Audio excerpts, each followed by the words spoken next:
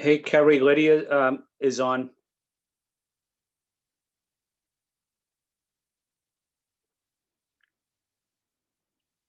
Wonderful. I just sent the stream to do it, so we'll just wait for the confirmation and we'll be all set to go. All right, thanks, Kerry. No problem.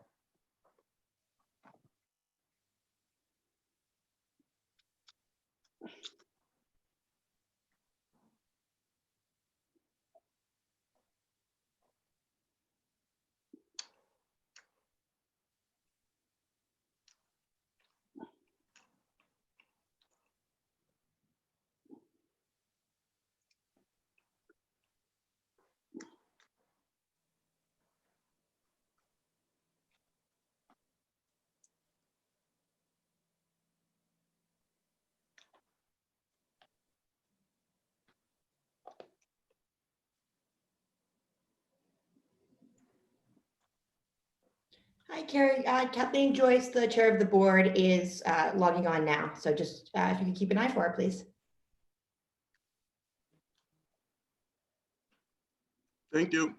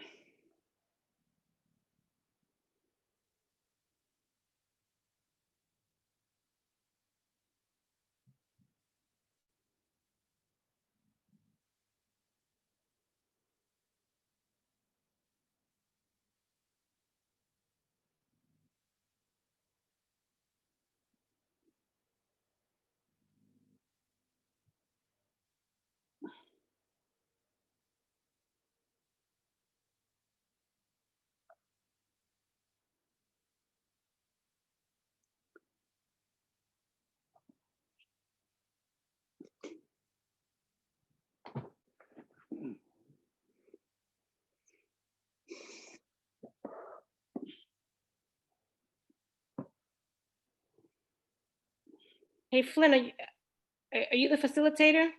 Yes, Okay, so you have to model my behavior, okay? okay, I will. 5 minutes per person, keep it moving. Okay, And finish this in under, in under 3 hours or 4 hours. you did a good job at the last meeting, Julia. I'm trying to keep it moving. Yeah, I'm trying to be like Kenzie Bach. Hey, it's harder than it looks, right? It's hard. Kenzie doesn't play around. Yeah. I'm gonna need therapy after this. All these budget hearings and that daggone gavel that just is like lurking over me. I can't. Can't even imagine where we'd be if I didn't have the gavel. Yeah. Still in a budget hearing somewhere, We'll probably. still be in BPD's hearing. True fact, Carrie. Carrie's the real MVP of the budget process. Let's be real.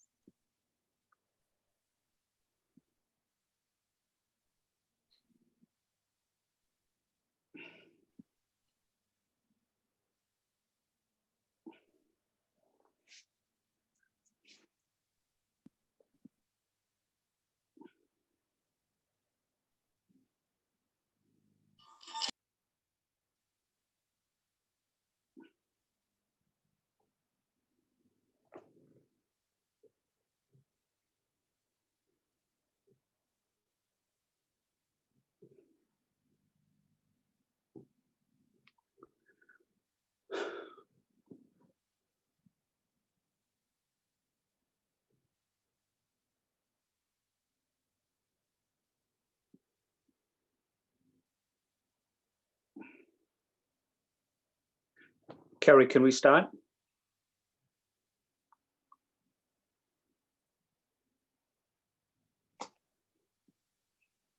I give it 30. Oh, he's texting me now. Yeah, we're all set to go.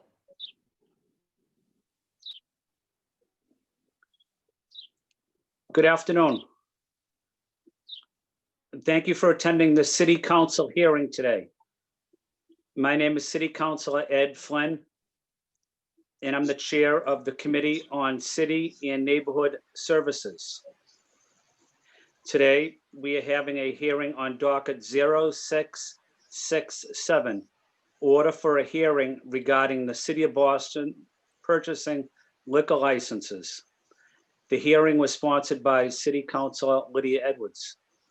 The public may watch this hearing via live stream at boston.gov/city-council-TV. It will also be rebroadcast at a later date on Comcast 8, RCN 82, Verizon 1964. We will also take public testimony at the end of the hearing. If you are interested in testifying, please email ron.cobb@boston.gov for the link and follow along on the live stream to know when it is your turn to speak. I want to thank the panelists for being here today, and I also want to thank my colleagues for attending the hearing as well.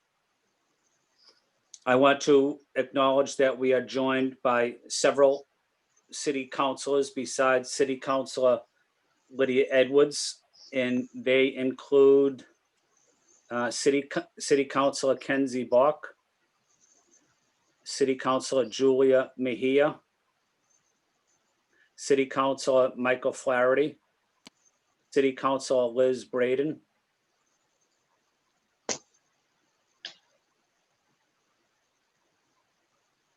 and if there's other councilors that come on, I'll make sure I recognize them as well.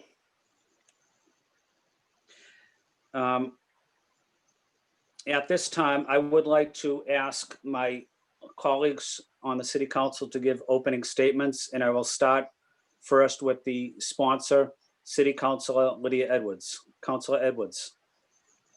Thank you very much. I first want to thank my colleagues for attending today. I also want to thank the Office of Economic Development, representatively by Caitlin Pasparo, and I also want to thank Kathleen Joyce from the Licensing Board for being here today, and also our local businesses and owners, Josh and Phil.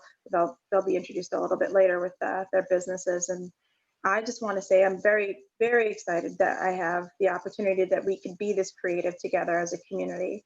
This came from the business community, and Phil will discuss his thoughts behind it. And the goal of this really is trying to save our mom and pops and our small businesses. I don't believe all restaurants are necessarily created equal, and all of them will not be able to bounce back the same way. And so when we're talking about a post-COVID world, we need to talk about how we're keeping our mom and pops and our main streets thriving. And for many of them, the only asset that they have left or will have left is the liquor license. And we all know that when a lot of restaurants are closing, or if a lot of them are putting them up for sale, the market will come down for the liquor licenses. We've heard as high as 40% of restaurants may not come back.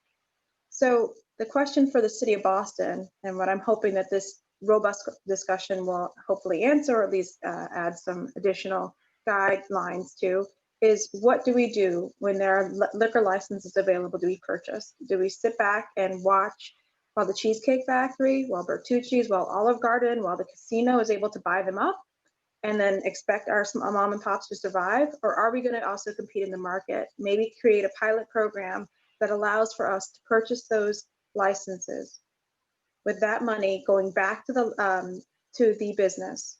And they would lease the license from the City of Boston going forward and paying for that lease on a continual basis. So we would make the money back. But what that does is it gives the business an infusion of cash. It allows them hopefully to get started and get settled up again, and allows for the mom and pop to continue operating. In that location especially is really important. But ultimately, if they don't come back, the city then has a license. And let's be very frank, we've been trying as a city to try and take more control of our liquor licenses to begin with. For many attempts, either at home rule petitions to try to increase the number, to try and make them more equitable, to put them in different neighborhoods. And I think that this is an opportunity to also drive the industry, the liquor licenses, especially in this post-COVID moment. So I think this is a time to get creative. And before writing an ordinance and before doing all those different things like that, I thought, wouldn't it make sense to just have this conversation and ask those questions to the people who have the vision, to the folks who are already advocates, to people who have concerns, and to really just get as creative and as thoughtful as we can about how we can save our mom and pops. This is not the silver bullet, but I do hope it will be a tool in the toolbox that we consider.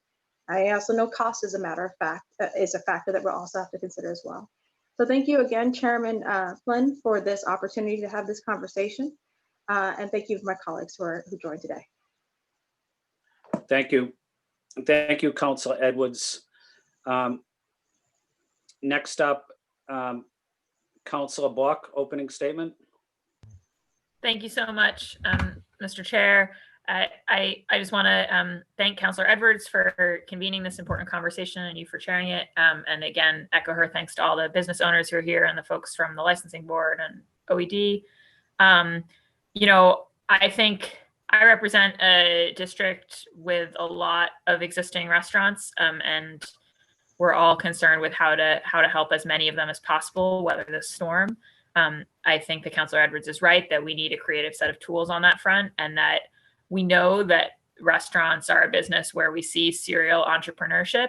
And so, you know, if there are people who, you know, we can create the conditions for them to use their existing license as a way to get back on their feet with their next venture. And in exchange, we can help, you know, reform the license system that we have. I think that's great. I think anytime that the government has regulated a market, as we have in this case with the liquor licenses, we have to be really, you know, careful and thoughtful about how we, you know, how we honor people's legitimate expectations, and especially, you know, the assets on the basis of which they've borrowed. But I think a crisis like this, where we're looking for creative ways to help people, does create an opportunity for a reset moment, and a reset moment where we can, you know, ideally help the folks who need help the most, and also look for ways to, you know, make access to, you know, enjoyable restaurant meals with accompanying drinks available more equitably across our neighborhoods, and drive the kind of equitable economic recovery that we all want to see. So I know, you know, I'm really interested in what all the folks who are in this field have to say about this, and interested in working with Councilor Edwards and the whole council and the administration to think about workable ways forward on this front. So thank you so much. Thank you, Councilor Bach. Councilor Braden. Thank you, Councillor Flynn. Thank you also to Councillor Edwards for bringing this very important issue to the fore. I hope that we can have a robust conversation this afternoon, and I hope to listen and learn more about this issue. And I think in the context of our COVID emergency, many of our restaurants are under severe pressure, and many of them will not survive as a viable enterprise. So this is an opportune moment to look at our licensing laws and see if we can create an opportunity out of a crisis. So thank you so much for being here, and I look forward to the conversation this afternoon. Thank you. Thank you, Councilor Braden. Councilor Mejia. Yes, thank you, Councillor Flynn, for chairing this hearing, and to my sister in service, who is always in the forefront of all things that deal with making sure that we uplift our people. Councillor Edwards, for your steadfast leadership, for holding this hearing. For me, this is a great example of an issue that demonstrates our capacity as a body to act in an equitable manner when we have the political will to do so. All across Boston, businesses throughout the city, including ones with liquor licenses, have been facing hard financial times. This has been an issue since before the outbreak of COVID-19. As the chair of the Committee on Small Business, Consumer Affairs, and Workforce Development, our office has worked closely with businesses across Boston to find ways to keep them active and even profitable during this pandemic. I'm excited because this is an opportunity to talk about equity when it comes to small businesses in the city of Boston. And I look forward to a hearing in which we can find ways to bring neighborhoods and communities which have been historically kept out of the process to the table. Thank you again for your leadership and looking forward to the conversation. Thank you, Councilor Mejia. We were also joined by Councilor Flaherty, Councilor Anissa Sabi George, and Council President Janey. Let me start with Councilor Anissa Sabi George. Thank you, Mr. Chair, and thank you to the maker for this hearing today, and certainly the continued conversation about the work that just generally remains undone. I know this is a very specific conversation around liquor licenses, but appreciate the impact that this pandemic has had on businesses and the importance of making sure that business voice is heard in these conversations and that the experiences of businesses inform the decisions that we're making every single day. I tuned in just a few minutes late, so certainly don't want to repeat anything that my colleagues have said. Happy to be here for the duration of the hearing. Thank you, Mr. Chair, and to the maker. Thank you, Councilor Sabi George. Council President Janey? Hi, can you hear me okay? Yes, we can. Wonderful. I want to thank you, Mr. Chair, and I want to thank the maker, Councilor Edwards, for this really important conversation. I see how the wealth gap in Boston plays out every single day in my district. I see it up close and personal. I think this is critically important to our recovery efforts, particularly if we care about an equitable recovery, making sure that we have more opportunity to control how these liquor licenses flow if we're able to buy them back. So I think this is just a critically important conversation. I look forward to hearing from the different stakeholders and hope that we will come up with some clear solutions that we can move forward as a body. Thank you again, Mr. Chair, and thank you again to the maker. Thank you, Council President Janey. Councilor Flaherty? Thank you, Councilor Flynn, for holding the hearing, and also to the lead sponsor. I was happy to sign on. I think it's an important discussion to have. It's an idea that came forward a few years back from a lot of the restaurant and bar owners who were concerned with the talks at the time were flooding the market with more 7-day CVCs, and we saw what Uber did to the taxi industry. We had concerns around that. So this is an interesting proposal, and I think we need to strike a balance on this issue, as well as we're going to need to determine post-COVID how many of these establishments are actually able to stay in business, sustain themselves. And in some instances, these licenses may be a way for them to at least recover some of their investment, given that they're part of their equity, and you can borrow on them, you can lend on them, et cetera. So a very interesting dialogue. Look forward to hearing more about it, but I signed on as a co-sponsor because I felt that it's an important discussion to have, and it's an interesting proposal. So with that, I'd like to hear from folks that may know it a little better than we do and find out a way to move forward together. And again, it's because of the situation we find ourselves in. We're trying to balance between putting more licenses online, particularly for what has been described as the food deserts in Boston. We don't want to completely gut the existing industry and hamper their ability to continue to move forward.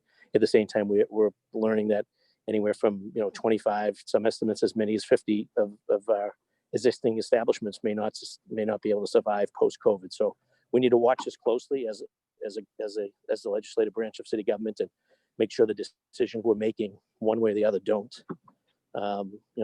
I guess towards the whole industry. So that said, I appreciate the time and look forward to hearing the testimony. Thank you.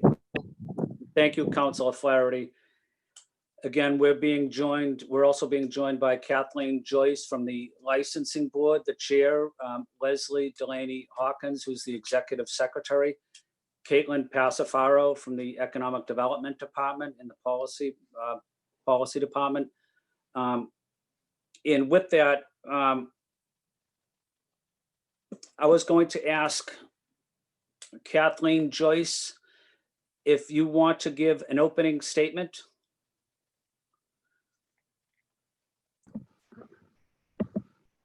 Sorry about that. Chairman Flynn, I was going to defer to my colleague Caitlin Passafaro to start with her opening statement, and then I'll jump in after she finishes hers. Yeah, that's perfect. Thank you, Okay. Kathleen. Thanks, everyone. Hi, Caitlin. Hey, Chairman, how are you? Caitlin. Good afternoon, Chairman Flynn, sponsors Edward, President Janey, Councilors Bach, Mejia, Braden, Flaherty, and Asabi George. Thank you for all being here today. My name is Caitlin Passafair, and I'm Director of Policy in the Mayor's Office of Economic Development. I appreciate you allowing me to participate. As you know, the Mayor's Office of Economic Development has created a number of useful guides and resources for small businesses impacted by COVID-19. These include the Open Businesses in Boston and Support Boston Restaurants platforms, which have allowed businesses to publicly share that they are open. We also put together the Delivery and Takeout Guidebook to provide restaurants with information on how to participate in online delivery and takeout platforms. Furthermore, in an effort to help prepare businesses for a phased reopening, we recently worked with the state and organizations like BECMA to create a new platform that will help businesses source the personal protective equipment and cleaning supplies they will need. The city is also hosting a series of technical assistance workshops this week to address the challenges our small businesses will face as they reopen. We continue to hold our weekly small business calls and virtual office hours. I can assure you that this level of engagement will continue as we move towards and through the recovery and reopening phases. In addition to providing technical support and information, the Mayor has dedicated millions of dollars to supporting our small businesses. Through our Small Business Relief Fund, nearly $4 million in debt-free grants have been distributed to over 1,100 small businesses in every neighborhood. And just yesterday, the Mayor announced the creation of a new $6 million fund that will be used by qualified businesses to implement the necessary public health measures required to reopen safely. I say all this just to reiterate the Mayor's commitment to taking every step necessary to ensure that Boston maintains its vibrant small business community following this public health crisis. Small businesses, including restaurants, are a critical component to the quality of life in our neighborhoods. As has been stated, we must use every tool available to us to support their economic vitality.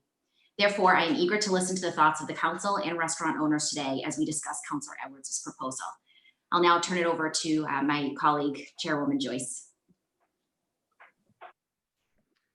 Thank you, Caitlin, and thank you, Chairman Flynn. I just wanted to, before I get started, to let you all know I do have a 2 o'clock phone call with the other practitioners regarding some of these licenses changes that are going on. But I want to thank the other councilors that have joined the call today. The more attention we can give to the plight of restaurants right now, the better. So I'm happy to talk to you now and later offline. And I appreciate the opportunity to be here with you today. I also want to reiterate some of the messages you've heard from the mayor about the impact of the public health crisis on the restaurants in our city. It's clear this isn't a passing crisis, but a new normal. We don't know yet what that will look like, but we feel your pain and we want to be here to help you recover. As we begin the recovery and reopening process, we will continue to find ways to support our restaurants and the communities that they serve. The city is thinking creatively, and we're willing to pivot from the sometimes protracted processes to review and approve things as efficiently as possible. We know that when restaurants are able to reopen, they will still be hamstrung by capacity restrictions due to social distancing and other public health concerns. Since the start of the public health emergency, the licensing board has continued to hold virtual public hearings on a weekly basis. We have been able to administratively issue CV licenses at a previously licensed location, and we are hearing new items on a weekly basis. Business has not stopped. All applications filled with the board have been reviewed and processed as they have been received. We have worked diligently to get the word out that we are fully operational. We have had a weekly call with practitioners as well as participated in the Office of Economic Development Small Business Call on a weekly basis. We have stayed in contact with our licensees through email and phone on a regular basis. The city embraced the takeout and delivery of beer and wine and issued an advisory to our licensees to help them understand and utilize the emergency legislation, allowing for the sale of alcohol for off-premise consumption. On April 24th, we began reviewing and approving plans for the temporary sale of groceries from restaurants. As of today, we've approved over 34 applications for restaurants to temporarily sell groceries. Last week, the board passed an emergency amendment to our own rules and regulations that will make it easier for restaurants to use outdoor space. We've streamlined the process, eliminating the need for additional public meetings and hearings, and we administratively removed the condition that existed on some licenses that prohibited the sale of alcohol without food on an outdoor space. We waived all fees for the use of outdoor spaces on a temporary basis. We are working every day with other city departments to get our restaurants ready to go when they are permitted to reopen. We are also exploring the board's ability to extend the date of the annual renewal deadline and the required annual fee. However, as the renewal process is created by the state legislature, this will most likely require state action. However, we are thinking creatively every day about how we can help our licensees. The idea before you today is well-intentioned. However, putting the cost of what that would be aside, it could have significant unintended consequences, including impacting how the city can support and assist our small businesses holding a liquor license. It would create significant legal liability for the city, and we both would, in an administrative burden to the city's office, due to the legal requirements for holding a liquor license. While there's nothing in the law that prohibits the city of Boston from holding a liquor license, the city would have to go through the same transfer process as any other applicant, including full disclosures, a public hearing, and ultimately would need to get approval by the board and the ABCC. I just wanted to talk a little bit about the, Councilor Flaherty brought up the fact that some of these licenses are an asset to the business, and that is true. And the restricted licenses that the city has issued in 2006 and 2014 actually have no dollar value. They can't be used as pledges against the business's assets, but the licenses that are unrestricted, that can be transferred, can be used to leverage assets for the business. There are some real practical challenges to the city holding a liquor license. The closest thing to a lease would be what we would call a management agreement. The license must exist, first of all, at a specific address. A liquor license can't just be sat on or pocketed and put on a shelf. It has to be attached to a specific location. In order for a license to be purchased and transferred, it must be approved to go to that particular location. The city would enter into these management agreements with each operator. These are contractual agreements. They are subject to scrutiny at both the local and the state level. Full disclosure of all individuals with a direct or indirect beneficial interest are required by both our licensing board and the ABCC in order to approve them. In this situation, the city would still own the license, but delegate rights and certain responsibilities to the restaurant operator. I'm not clear how this would work with the city as a licensee and the restaurant as an operator, because under the current structure, the manager would have to be the one making the decisions, and it would also require the approval of the city for these decisions. Just thinking this through on the most basic level of what a typical management agreement looks like, the employees would actually be working for the city, the licensee, and not the operator. It would be the city that would be responsible for payroll, taxes, unemployment, social security. Ultimately, the city, as the holder of the licensee, would still have to maintain ultimate control, and the licensee, as the manager, would oversee the day-to-day operations under the city's direction. Issues commonly raised when a management agreement is being reviewed include how is the revenue being split? Who is paying the employees? Who fires and hires them? How are the bank accounts held? This is in a normal management agreement these days. Now adding the city as a party to that, it just complicates the matter. There's nothing to protect the city as the licensee from liability due to incidents at the license premise. And how do we secure liquor license liability? There's no authority or mechanism by which the board can convert what is now a transferable for value license to a non-transferable license. This would require legislation at the state level. And the term buyback is a little confusing because we never sold the licenses to these people. They were sold on the open market. So the fees that we collect every year are actually, they are tied to what the administrative processes of our staff, holding a hearing and processing the license on an annual basis. Annual fees for our licenses, the city gets, we don't get the $450,000. Those are paid between private parties. The city gets $2,800 a year for an all alcohol license. We get $1,800 a year for a wine and malt license, and $2,100 a year for wine, malt, and liqueur, whether or not it's restricted or unrestricted. These are based on the annual cost of issuing and regulating the license, and we don't have a monthly rental fee, regardless of whether the license is restricted or unrestricted. These unrestricted licenses are a valued transferable asset. There's no denying the value of them have gone down. In March, the value of them was probably at an all-time high, but those values, like real estate, are determined by the market.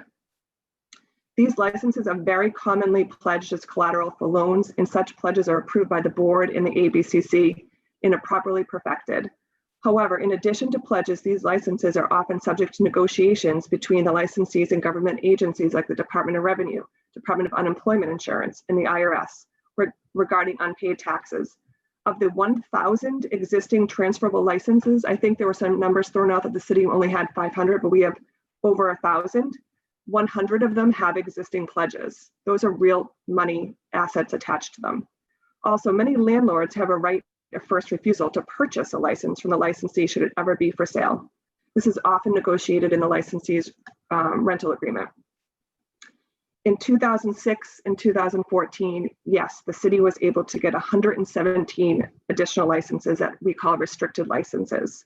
They're not owned by the city. We hold on to them. As the council is aware, or they revert back to us when they're no longer used, the licenses are non-transferable and returned to us if the licensee ceases to operate. We often don't learn about a business going out of business until it's time for an annual renewal. So it's an ebb and flow. When they come and they go. The 2006 legislation created restricted licenses that go to specific neighborhoods, empowerment zones, Main Street districts, and certain waterfront zones. These were deemed as underserved in 2006. There's no requirement that these licenses return to the neighborhood to which they were issued. Those are the 2006 licenses. In 2014, legislation created restricted licenses that go to a specific neighborhood or Main Streets district. This legislation included the requirement that if the license is returned, it must be reissued to the same neighborhood to which it was originally issued. The board has no legal authority to alter the nature of these licenses. They have strings attached to them. Pre-COVID, the board has consistently taken the position that an existing licensee should not be able to sell off their transferable license for profit and then turn around and obtain a non-transferable or free license at the same location. This order seems to be trying to do two things: buy back licenses and return them to the same location. And it's unclear if this is to benefit the current operator or if it's to allow for a new operator to take over the existing space. It would be something we would have to look at through a different lens. And we're not sure how the value of these would be determined. These prices of the licenses, as I had said previously, is determined by the open market. The value rises and falls just like real estate. The board has learned anecdotally the value of an all-alc beverage license is approximately $150,000. It was an all-time high in March.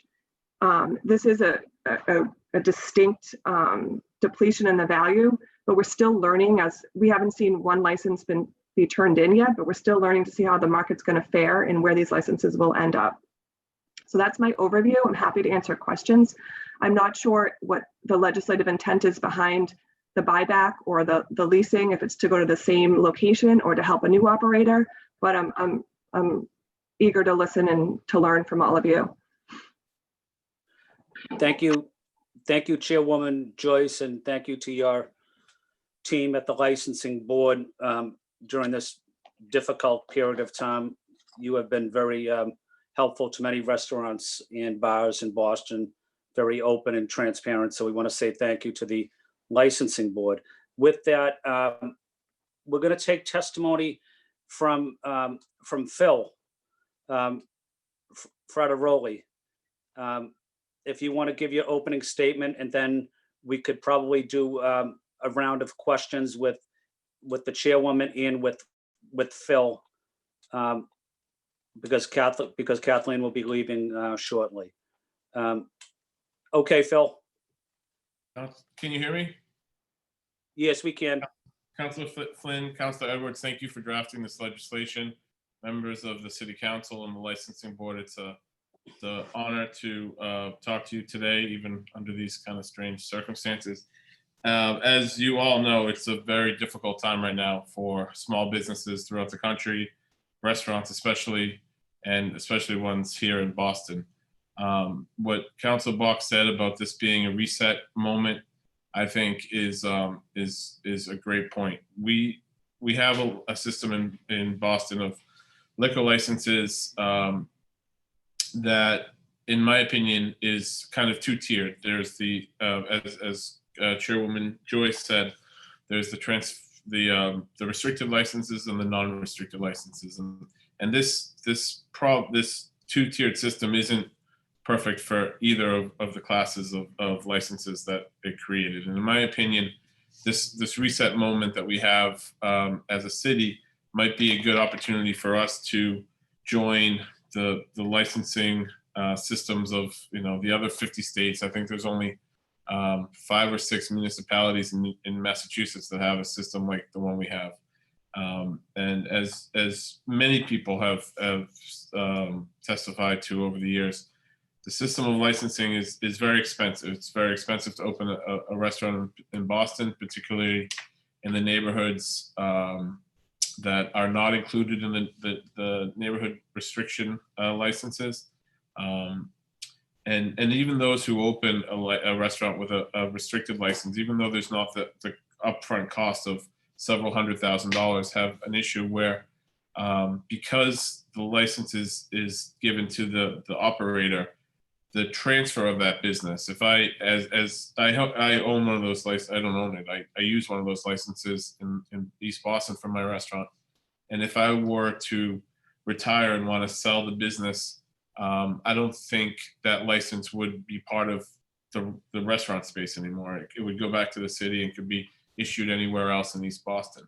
And that's unfortunate too, because a lot of us who have worked in this industry work hard to establish a business, and there should be some sort of value there. There should be some sort of retirement possibility for us as well. This topic is really important to me because I'm also a second generation restaurateur. My father owns 2 restaurants in Boston, Lucia's and Filippo's in the North End, and he has unrestricted licenses and has had them for over 35 years. He bought the license that currently resides at Ristorante Lucia on Hanover Street in 1985 for $150,000, which in 1985 money was a tremendous amount of money. So I'm very conscious of both kind of classes and the issues that he faces. Every few years, it seems the conversation is to add licenses, and that would means a depletion of the value of his license. And I think the way to solve that is to provide funds for the license and give all those people who have the old type of license a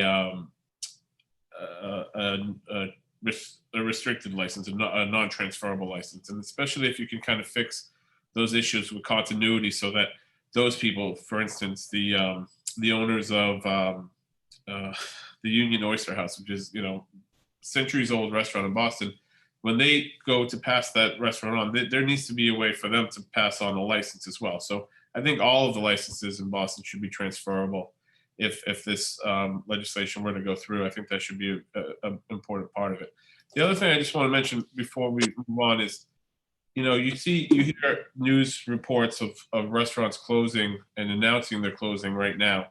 And that's really troubling. And when you think about kind of the workarounds that have happened over the decades with licenses, businesses and their landlords, I'm afraid that the reason that you hear of these public closings right now in the middle of this pandemic is because the landlords don't have an incentive to work with their restaurant tenants. And maybe there's something in those leases that allow them to kick out their tenants prematurely and not work with them so that they can get the value of their license. And that would be a really tragic result of these liquor license laws, because ultimately a restaurant shouldn't have to close right now. They should, and I mean, they're obviously closed to the public, but they shouldn't have to declare they're not going to reopen, because if their employees are taken care of on unemployment insurance and if they're able to pay something to the landlord, they should have the right to come back, especially where I don't think those landlords are going to have an easy time finding a new tenant. So I think there's definitely some reason why they're pushing the people to declare they're not going to come back. But I also want to take this opportunity to thank everybody for having this discussion. I want to thank the licensing board and the mayor's office for everything they're doing in this unparalleled time in our history. And I look forward to any questions. Thank you. Thank you. Thank you, Phil. And at this time, we're going to open it up to questions from my colleagues to the chairwoman, Chairwoman Joyce, but we'll start with Councilor Edwards.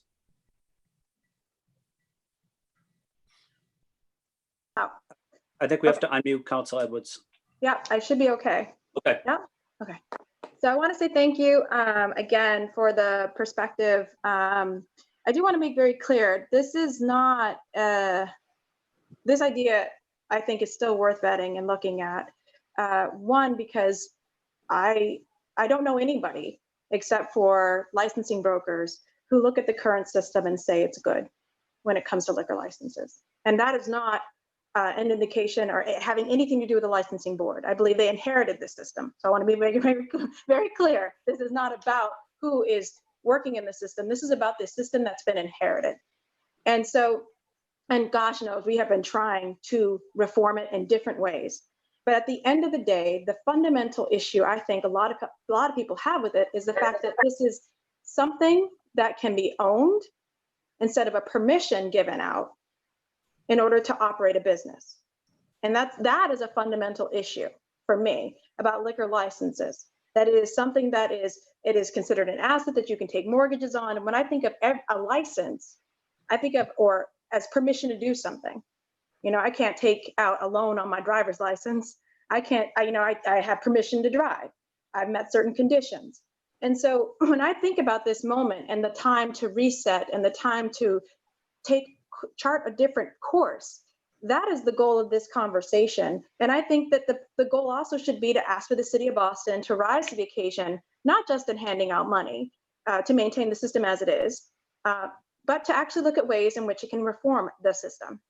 And so I think, one, I stand corrected, and I think if anything, and I should know this as a lawyer, words, the exact meaning of words matter.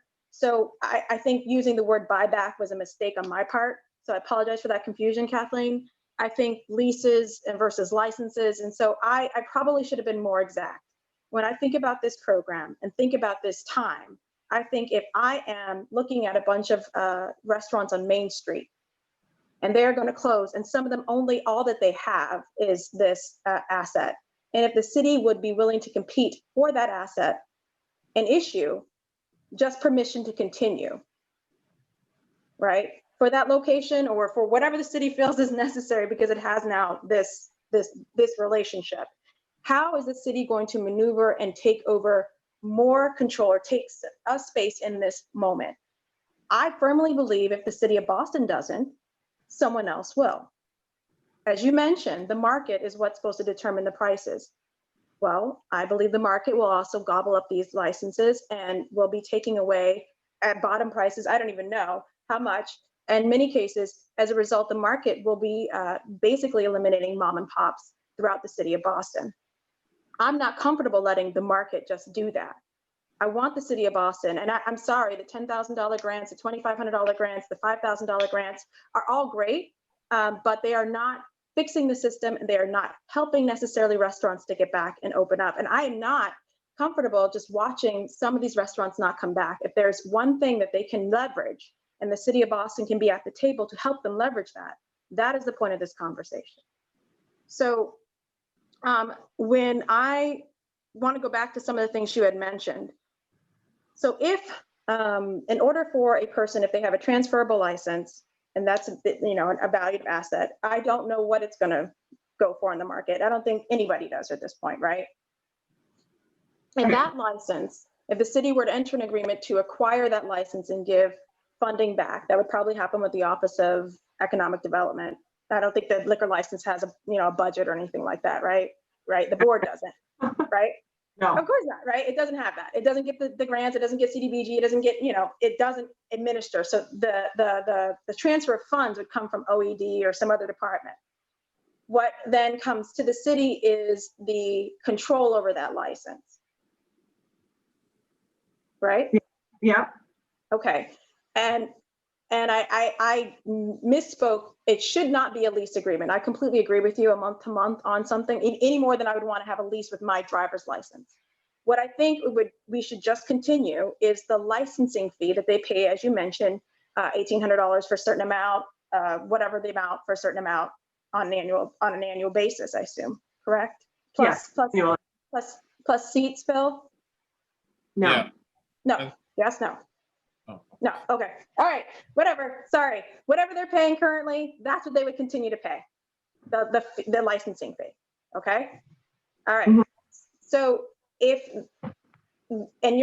I guess I'm trying to figure out that you're saying could not work. If it was, so, I mean, this is a whole new concept that we've never teased out in a post-COVID day. And I respect that, and I do appreciate you working through this with us. I do. Yeah, so I think it would be a whole other, I mean, talk about words in different language, but right now, if you bought, if someone purchased a license and it was coming before the licensing board for review, we would have to go through an entire process of disclosures, and then there's some limitations about entering into other businesses. So if the city is the holder of the license, there might be conflicts with other types of work that operator has before the city. It's a very heavy, convoluted, onerous, archaic licensing system. So I almost think we're talking about a brand new system.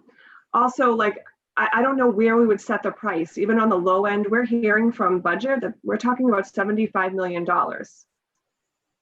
buy dock-based licenses. Yeah, that would make sense if everybody wanted to sell their license. Not everyone wants to, right? Okay, so where's the fairness there? If we're infusing, let's say on the low end, $100,000 to a licensee, we're giving them $100,000 to maintain what they already had. But then also on top of that, they're going to use that as collateral. Well, what about, I think the Quiet View can't do that. His license, he got as what we would call a neighborhood restricted license. He can't go to the bank and pledge his license, but now I'm giving somebody else an opportunity to. I just think, the system was set up though so that he couldn't do that to begin with. It's not this program that's exposing that inequality. It's the system's inequality currently as it exists. Yeah, right? I don't know how we make it equal. And do that right now. The system isn't equal right now. Yeah, I don't think this order makes it any more equal. Control over that license, right? Maybe there would be, and that business chose not to be there. Another Quiet View could move in and use it, right? And just for the licensing fee. So it's about what we choose to do once we have that control as the city of Boston. We could create a more equitable system once we have more control over more licenses, and that's all. It's how we get more canards, Quiet Views, and so on and so forth, right? How do we save them currently? You're correct. He cannot sell that right now to leverage for some funds right now, but he also did not pay not if they don't have the particular license. They also didn't come out any funds either for it as well. So this is, you are correct. This is an issue of inequality built before. What it could do, though, is for the cities in its own creativity, for the first time having control over some licenses, move to a more equitable system. Again, I consider this a tool in the toolbox. The overhaul of the system needs to happen at the State House. But I don't hear, except that it would take a lot to do it, a reason not to do it. No, I agree with you, but I do want to give you my opinion on the 2006 and 2014 legislation. I do think, I wasn't chair of the board. It was a totally different board, different administration in 2006. I do think the intent of that legislation was to equal the playing field. I don't want to speak for the Quiet View, but I would imagine it would have been a lot more difficult for him to open up his doors, or the Cunard Tavern, if he had to go on the open market and pay for a license. The legislature gave the city a tool to allow them to get a job. Right. I want more licenses like that. That's why I'm fully supportive of the home rule petition that the mayor wrote. And we're trying to get that up to get more licenses like that. Yeah. But we're talking about a recovery moment and a reset for some people who have something and not much else, and are looking.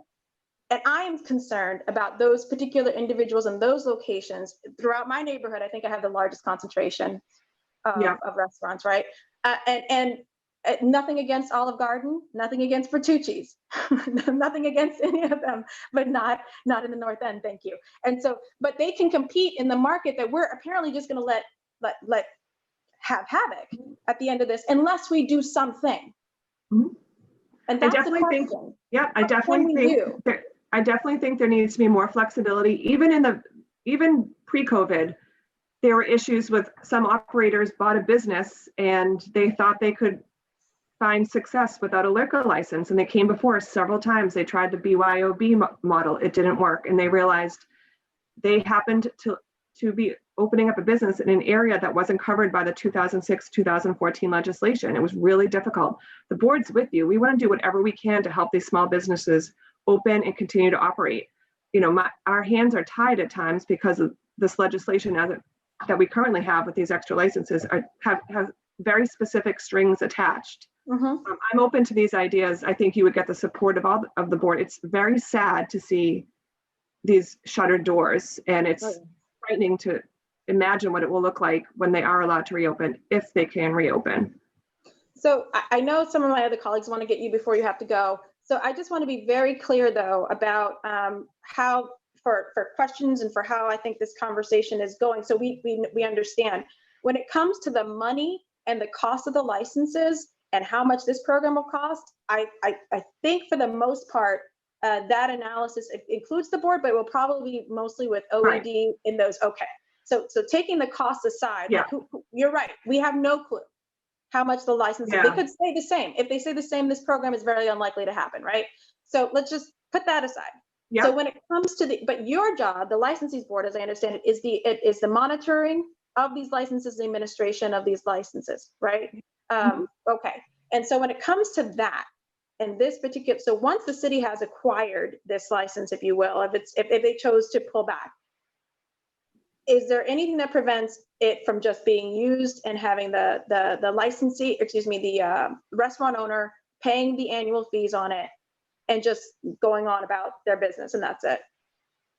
So you're saying if someone was like on the verge of closing down, the license was going to come back to us, we give it back to them and let them still operate? Essentially. I'm sorry. Yeah. I mean, I see no issue with that, but it sounds like they're looking for an influx of money. Let's put the cost of it aside. I mean, we've been so flexible as it is. We have this policy that if there's a business that is closed, they're not supposed to sit on this license for 6 months.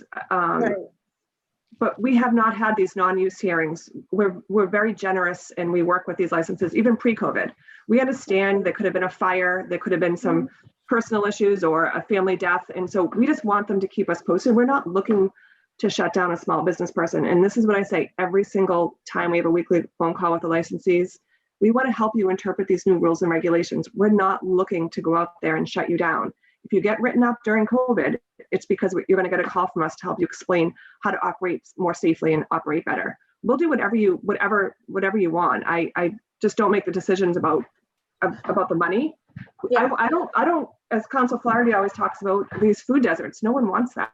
People want to be able to go home at the end of the day and walk to dinner. They don't want to have to get in a car or get on the train to go to the other side of the city for dinner. I understand that. I share your vision for what the neighborhood should look like. I just don't know how we do that without further legislative action. No. What would be required in terms of legislative action, in terms of this, the city pays for, the city has?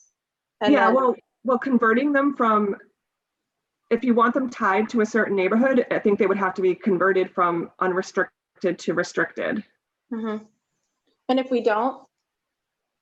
I mean, then if we don't have a legislative fix, I mean, then it's. No, if we don't want them converted, if we want to keep it transferable, maybe we want to move it to Mattapan, I don't know. If we don't. Then it's kind of fine. As it works now, if someone has a new concept and they come in, I don't like have a shelf full of licenses for this street and licenses for that street. If we see that the public need has been met and there's a license available at that moment, then we issue it. So, but the legislative fix you're referring to is only if we were to acquire a transferable and converted it to a non-transferable, we would need a legislative fix. Or vice versa, yeah. Or vice versa, right. I mean, these licenses acquired as is and then leased as is.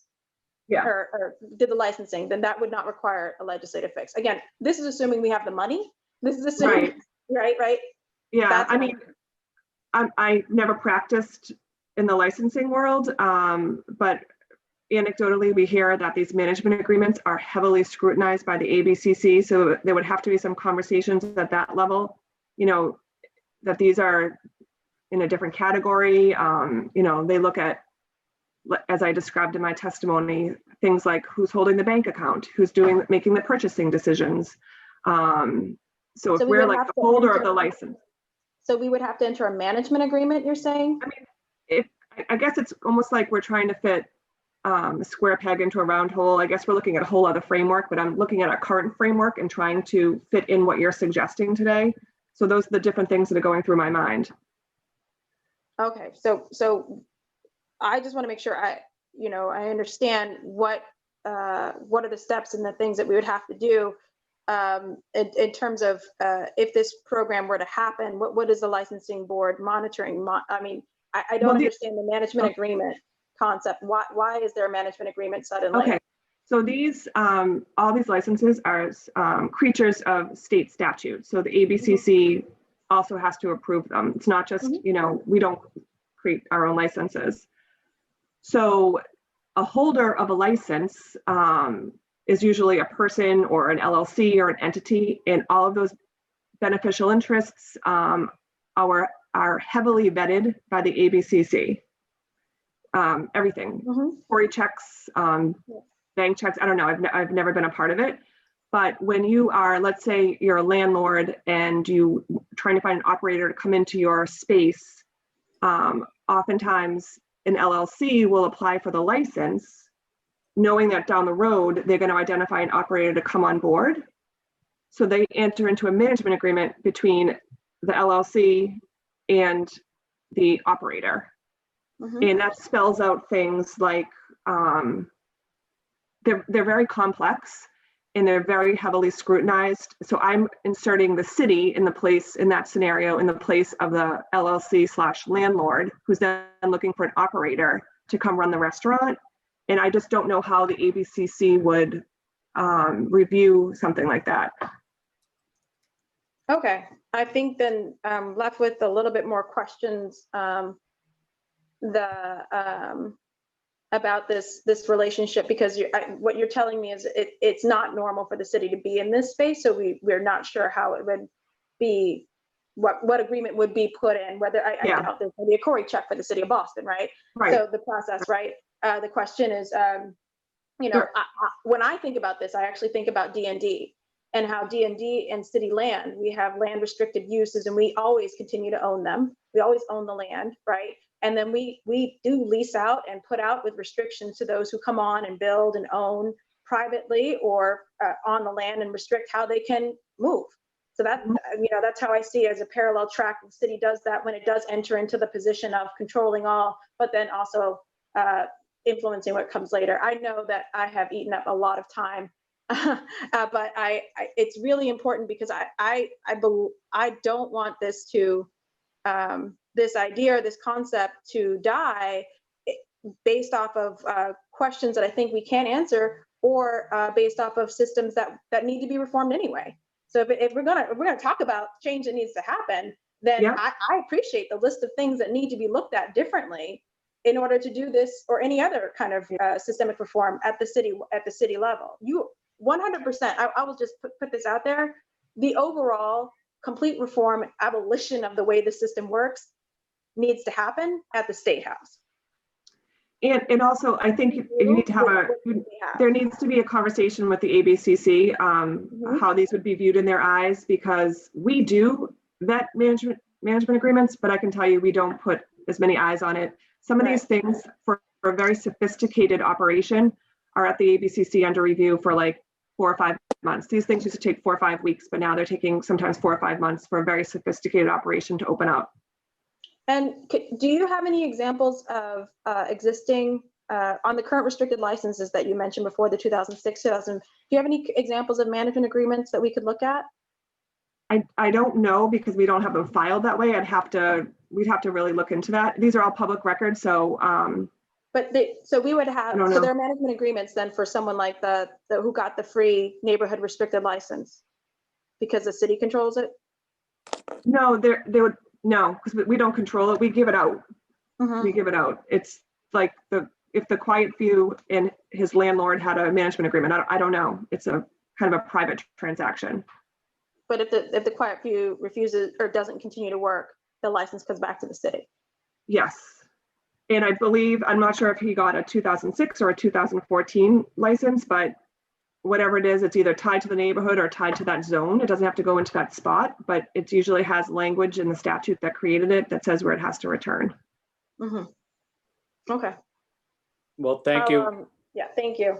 Thank you, Councilor Edwards, and thank you, Chairwoman Joyce. I know Councilor Block is up next, but I also know Councilor Mejia is leaving in another minute. Do you want, I'm gonna call in Councilor Mejia You can, first. Councilor Flynn, I made some arrangements. Don't worry. We can stay into the order. Okay, okay, Thank you anyways. thank you. Oh. Councilor Block? Thank you, Councilor Flynn. I might be having a little bit of an issue with my internet, so I don't know, is the, can you hear me? Yeah, I can hear you. Okay, good. Yeah, I guess I do wonder, Chairwoman Joyce, if you could just speak a little bit to, I know we're in uncharted waters here, but it does seem like while this is a market, we have a peculiar relationship to a market that we as the government really create and regulate as actively as we do this one. And I feel like you share Councilor Edwards' concern about the possibility that, and I mean, this is my concern across a lot of asset classes, is that in the wake of the pandemic, you just get kind of a small group of vulture capitalists who are the only ones sitting with money in the moment, you know, who kind of swoop in and get lots of things at a bargain. And then you come out of this with a more consolidated landscape than you had before. So I just wonder if not this proposal, what, if anything, you guys have started to think about how to prevent something like that from happening.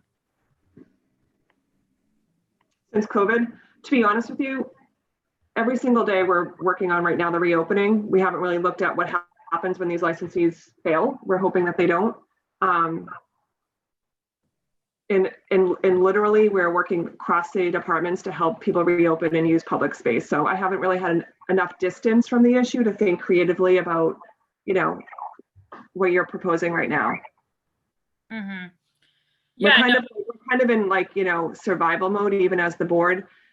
Phones ringing, emails, everyone just, what can you do to help? And we're listening to them. And one of the obvious responses was, can we use outdoor space? We're doing whatever we can. We launched the questionnaire. I think you heard about, we have over 200, close to 300 responses. We have more than one a day meetings with city departments trying to figure out how we can do that safely to help them reopen. I haven't really, to be honest with you, we haven't had enough distance from the issue to think about venture capitalists coming in and eating the licenses up. I'm still in the weeds, in the trenches with our current licensees, trying to help them survive. We've done a grocery store stuff. We're hearing that there might be some expansion on delivery. We're trying to do the outside space. We're like living in the here and now, and not like, you know, what will happen in a month. Yeah, and that makes sense to me. And I know, I mean, certainly I'm worried every day about what we can do to help our, you know, to help, as you say, to help make it so that as few of these business owners, you know, have to give up their licenses as possible. But I still think, it's scary. I think the problem is that there are people sitting in those, you know, there are people sitting right now thinking about how to take advantage of this economic opportunity in 3 months. Absolutely. And so I'm not sure that this is your job yet. I think in some ways it's part of the policy making function of the council to have this conversation and other people, you know, other stakeholders. But it's just one of those things where I would hate for the public to start thinking about this problem at the moment where it's already too late, right? And how do we simultaneously parallel process the need to make sure as few of our businesses as possible fail, and also make sure that for the ones that do, we have some way of getting a decent proportion of those licenses back into the hands of local operators. Not least to say that, I mean, I mentioned this in my opening comments, but the restaurant community is one of serial entrepreneurs, and there are people whose ventures may fail, but there's a possibility that that they'll get back into the game if there's a road for that. So I don't know. I mean, Councilor Bach, this is just an anecdote. This is pre-COVID. Some of this legislation is out of date. You know, what was an empowerment zone in 2006 really doesn't qualify as an empowerment zone today. We look at that. You know, we had an application where a very successful businessman with a national chain came before the board. He had a beautiful spot in what is technically an empowerment zone. He wanted a restricted license, and it was denied by the board. Within a month, he went out and bought a license on the open market. So we do look at these things, the bigger picture. It's a case by case basis. Like, you know, it's not tunnel vision. We do take those things into consideration. If something doesn't make sense, it wouldn't be something I would support. Mhm. Yeah, no, and I just think I think that we have to think, I think the reality is that we didn't really ever, and Councillor Baker reminds us of this all the time, but we never really dealt with how to handle the fact that in the taxi medallion business, which again is a totally broken system in a whole bunch of ways, even predating the advent of Uber and Lyft, but we never really dealt with the fact that as a government, we had created a market that then experienced this kind of crazy failure due to an external force, and what's our obligation there, and what can we do to set that right? And I mean, there were some very limited efforts at the state level with some money that did go, you know, to try to create some stabilization for people. But I just, it seems to me like this is a thing we can see coming, and we have to have some systems answer to how we end up with a landscape of restaurants that are, you know, like equitably distributed across the city, and a decent number of which are owned by local operators on the other side. Thank you, Councilor Balk. And I just want to say thank you to Chairwoman Joyce for joining us and staying over the time limit. And we appreciate your leadership. We appreciate your time being here with us this afternoon. Thank you, Chairwoman Joyce. Okay, thank you. Next up is Councilor Mejia.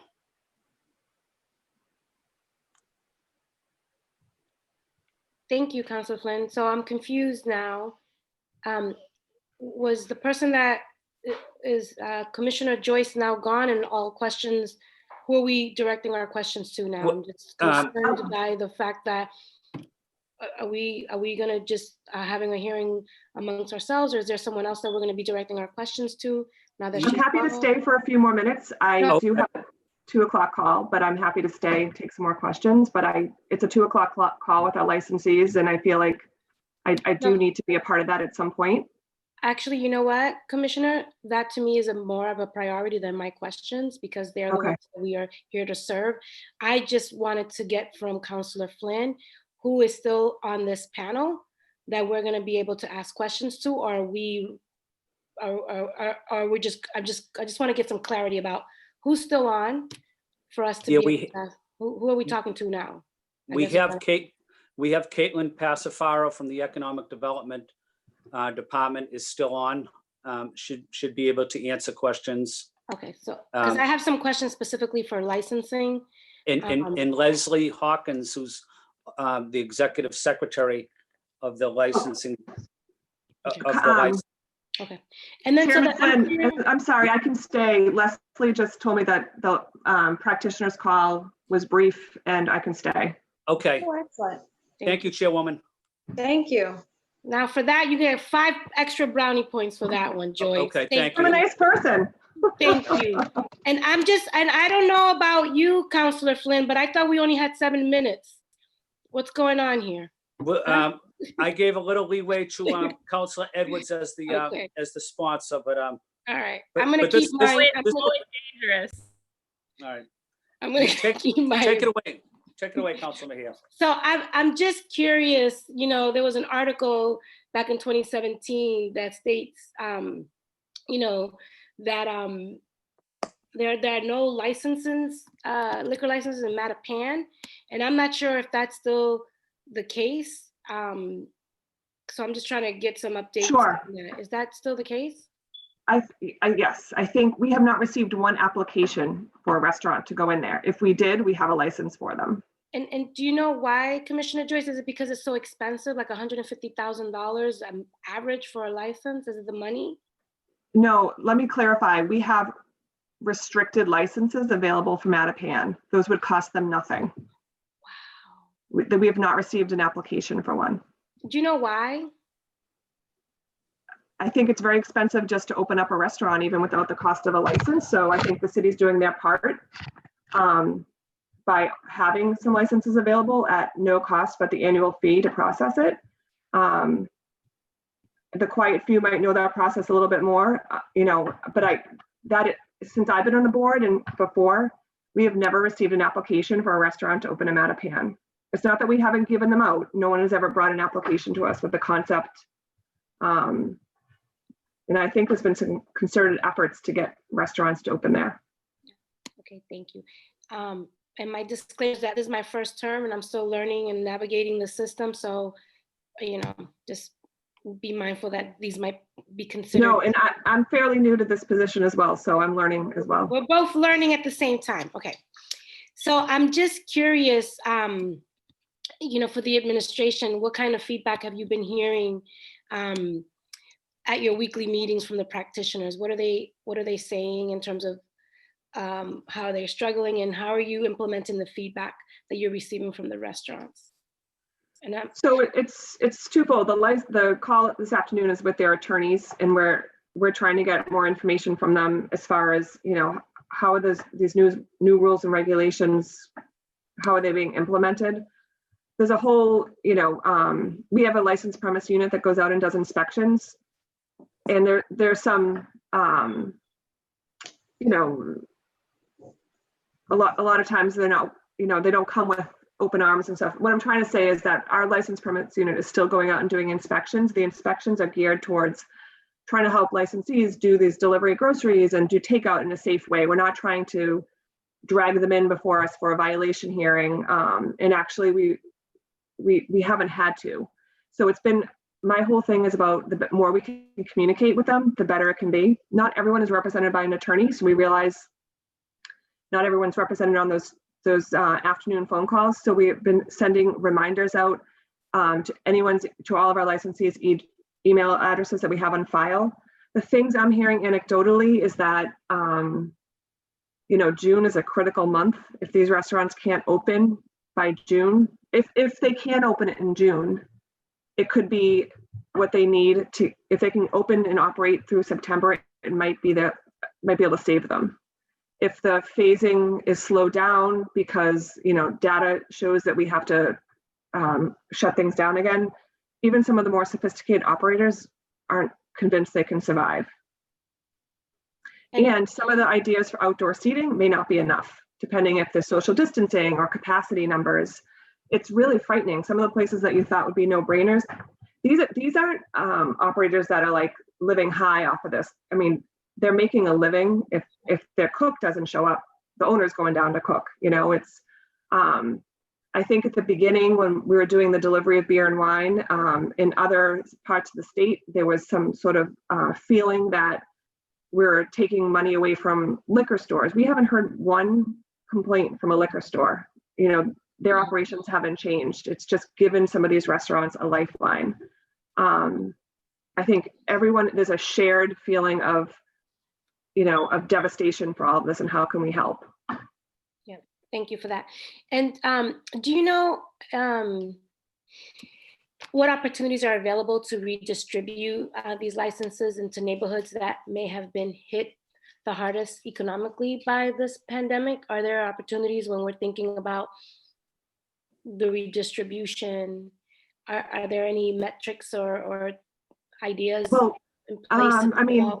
This is just creatively thinking. Like, we haven't received a single license back, to the licensing board, but there could be some, ways to look at if places do close and the licenses are returned to the city. Do we then work with the legislature to have strings attached to those licenses that come back because of COVID? I mean, that's one way of looking at it, but we won't know until, if someone closes, they're not obligated to return the license to us right away.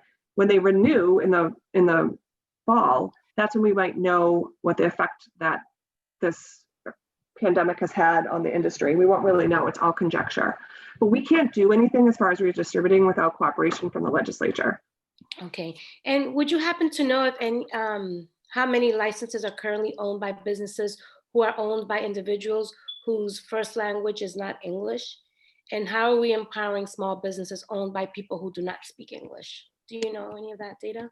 I don't, but I bet you the Office of Economic Development does. They've been putting out surveys weekly, and I think they collect some of that information.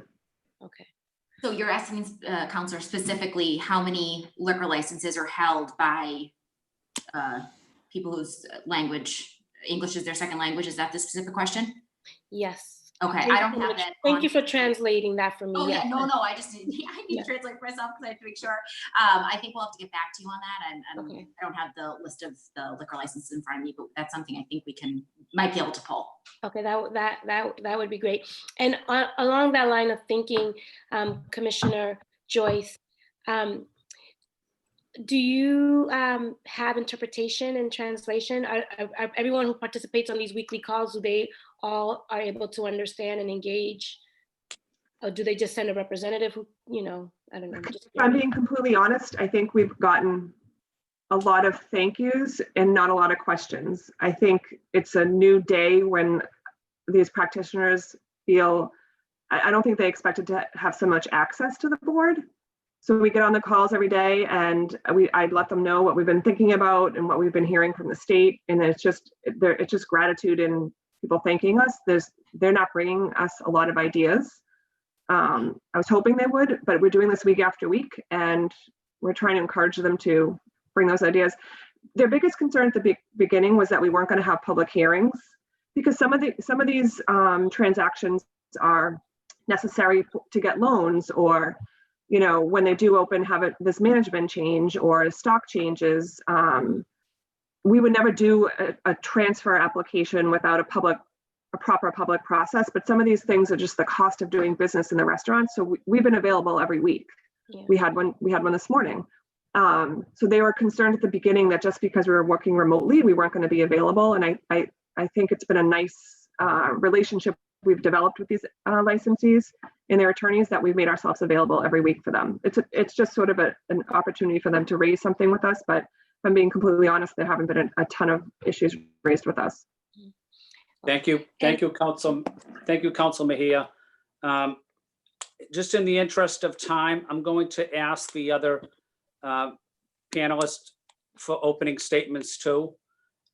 Sorry to keep you waiting, but if you want to take 2 or 3 minutes to give an opening statement, it would be great. I know we already had Phil speak, but we also, and I failed to mention also City Councilor O'Malley is with us.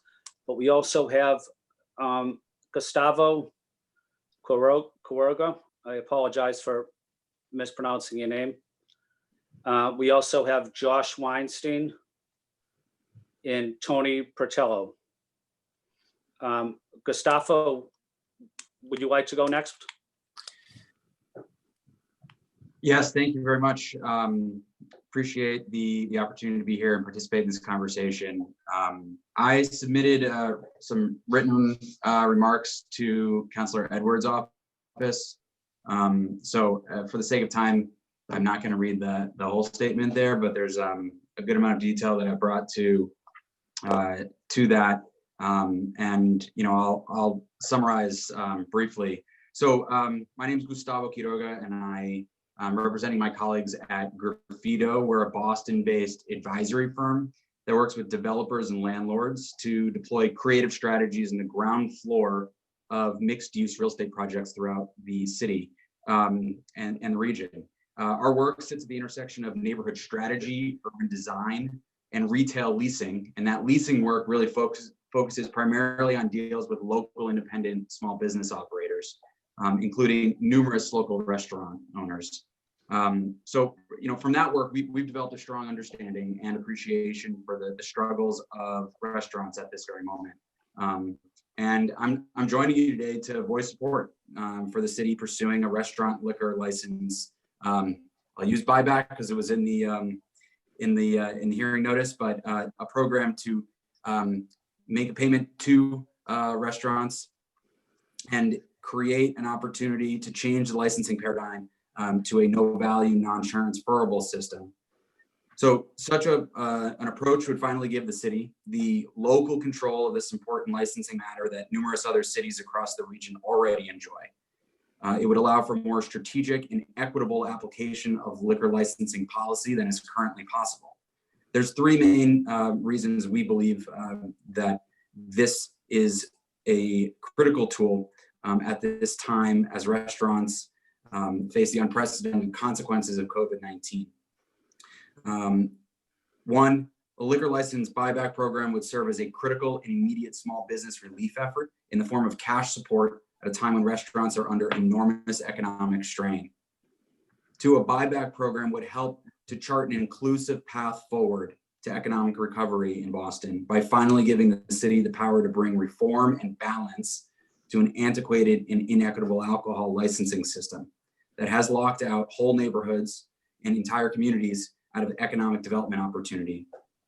And lastly, there's been a lot of conversation about the value of these licenses, but given the rapidly changing nature of restaurant economics and the values of liquor licenses in the market, now is really the most opportune time for the city to step in and take bold action along these lines. So, of course, meaningful efforts have been made over the years to reform liquor licenses in the pre-COVID context, but now is really the time to take bold and decisive action in a way that also serves as a powerful small business relief tool when we know these small business owners need a lifeline. It also builds on a lot of the impactful efforts that I know the licensing department and the economic development department have been hearing, have been making really great strides at supporting small businesses throughout this time. And this just builds on that. So briefly, I'll skip ahead in my comments here, but I think it bears mentioning that the damage to the restaurant industry bears particular attention at this current moment, at the moment in which we're facing an economic crisis brought on by this public health crisis. The restaurant industry bears particular attention given the important role that restaurants play across the city as anchors for neighborhood business districts, engines for hyper-local job creation, economic gateways for our immigrant communities, and vital gathering places for families, friends, and community. Restaurants are more than just businesses. They are critical pieces of our social infrastructure that are essential to the health of the broader small business ecosystem throughout the city. A liquor license buyback would help to stabilize restaurant businesses and in turn would help stabilize Boston's currently fragile neighborhood business districts. So I'll leave it at that just because I know time is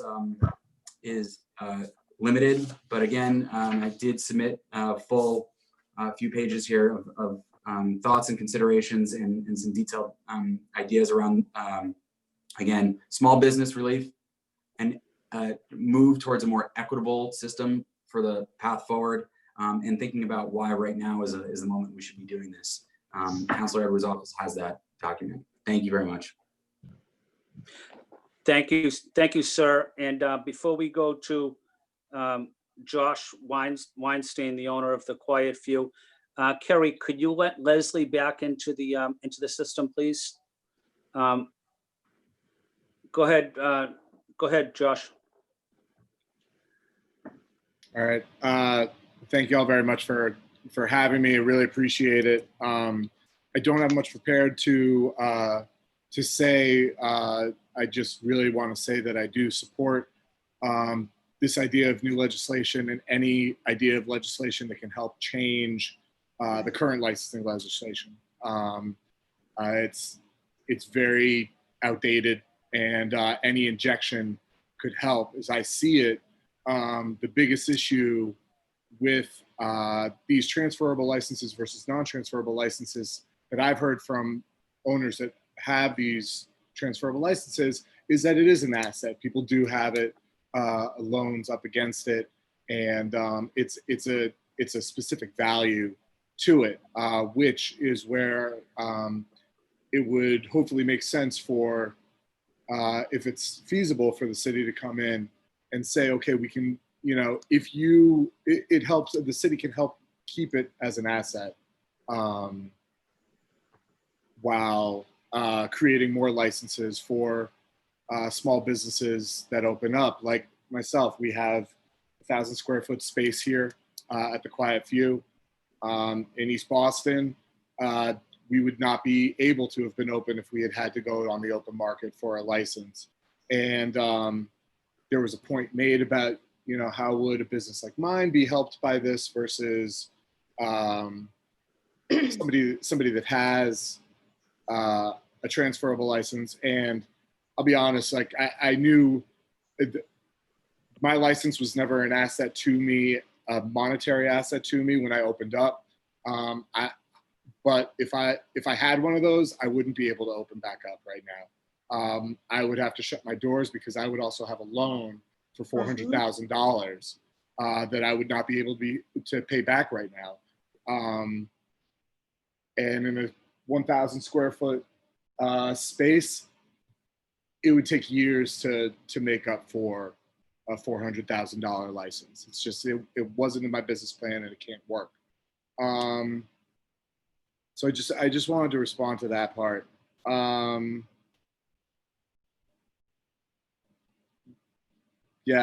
Besides that, I appreciate any help that we're looking to give bars and restaurants in this time right now. Unfortunately, because of our predicament, I know each case is separate. Not a lot pertains to us. As I said, we're a small space, so a lower capacity, but still safely distancing doesn't necessarily help us as we have very few tables and they are closer together. We can't have outdoor seating because there's a bus stop right outside.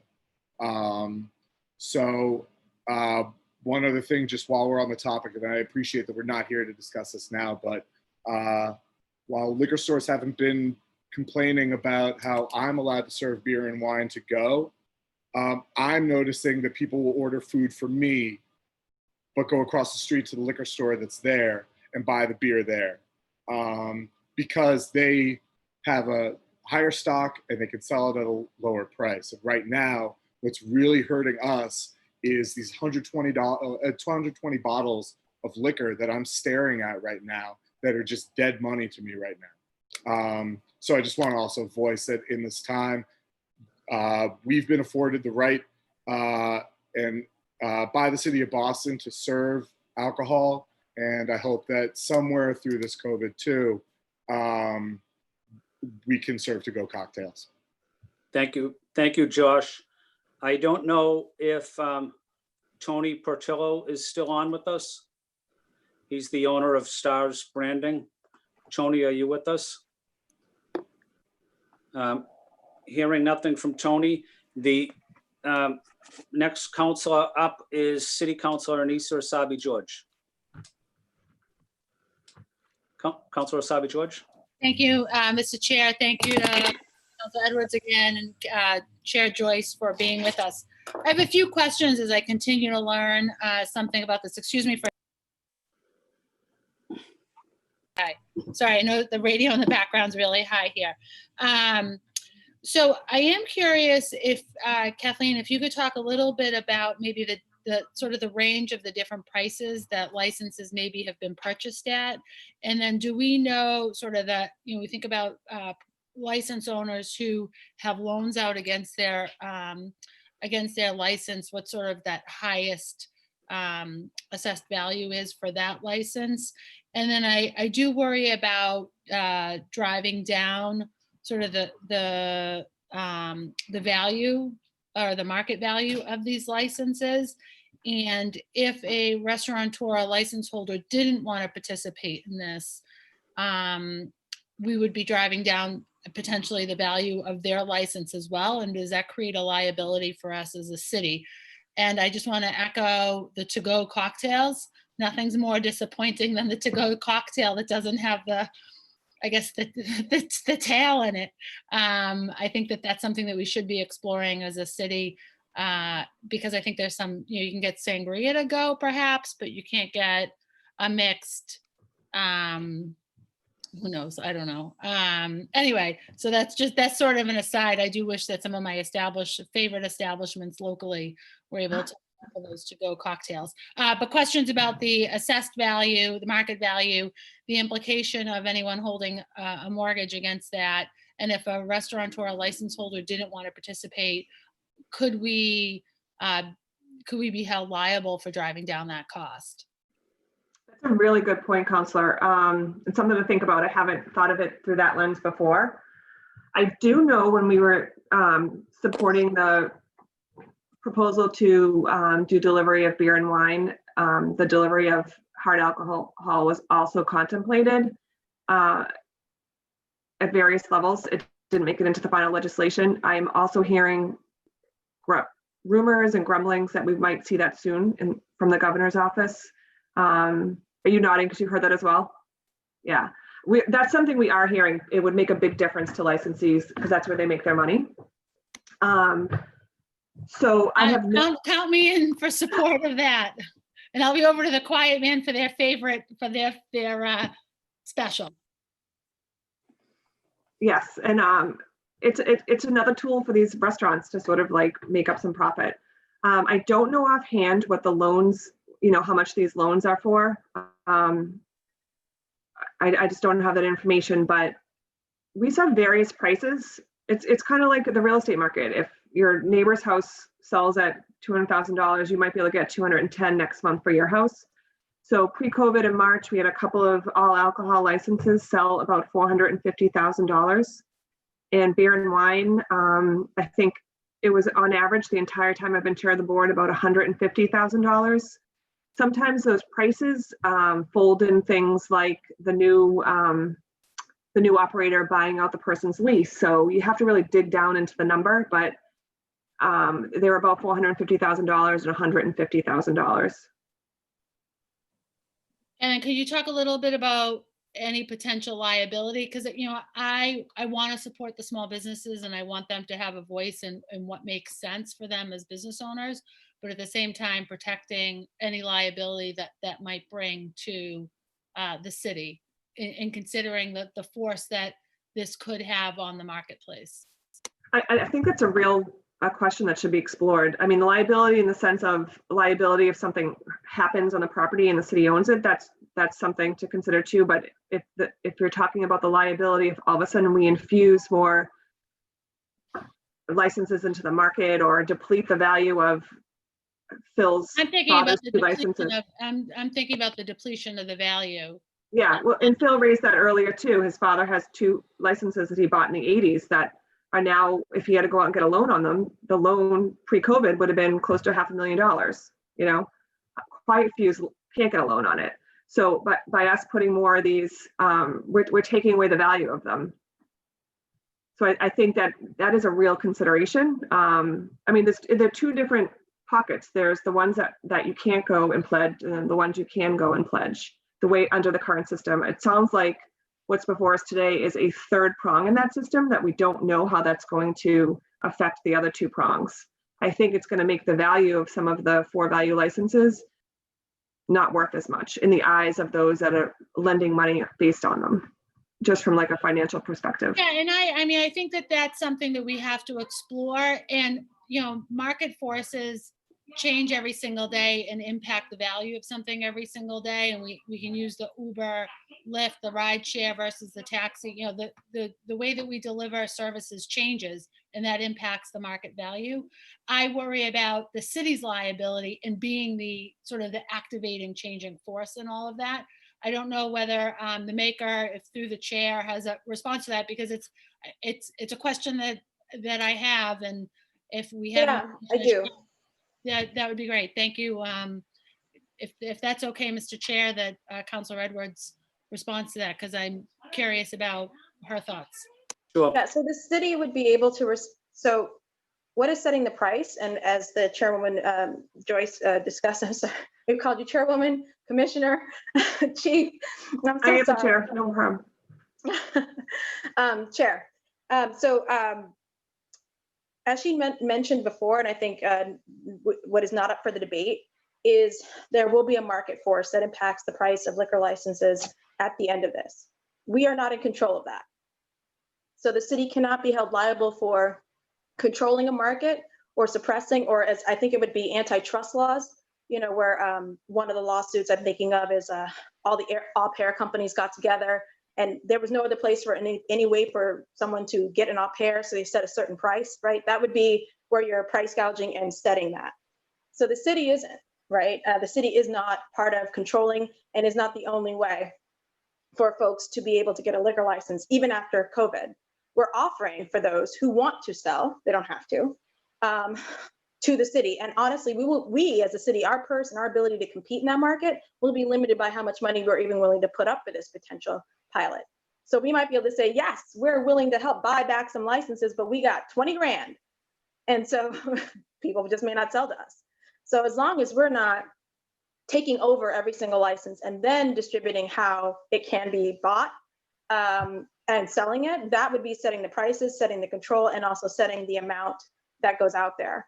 But as long as we're just competing within the market, we can do that. And Councilor Edwards and I can maybe talk about this more just for my own education in this space. And she's certainly spent a tremendous amount of time thinking about this as she's prepared for this hearing. I am curious about sort of the impact of making those decisions and the city acting as a buyer in the marketplace or some sort of broker, and sort of the impacts of all of that within the marketplace. Because in the end, my goal and my focus would be to protect the local business owner, to not create sort of this uneven or unbalanced level of competition, especially thinking about the larger chains. And you mentioned the Bertucci's or the they're going to come in or whatever, and the real impact that they could have in this marketplace, especially if licenses become devalued. They will gobble them up because they have access to that capital and to those resources. So in the end, to me, what's most important is the experience and the need of the local business owner. How do we make sure that they are able to remain in business? How are they able to remain as close to whole as possible?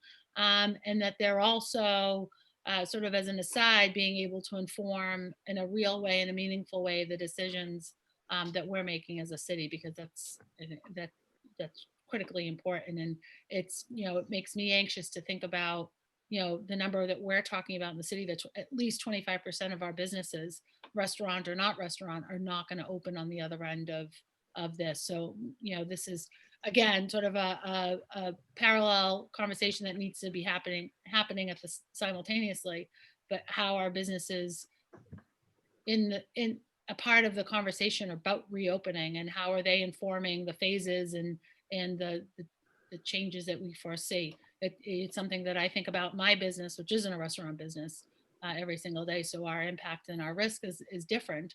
I also am not just the business owner, but the property owner, and that creates a different certain stability for me. So I think that there's also an added conversation around the license holders also becoming and having access to become property owners, because that's key. Anyway, so I've gone too far off a tangent. I look forward to continuing this conversation, both with you, Chair Joyce, and with Councilor Edwards, to better understand it.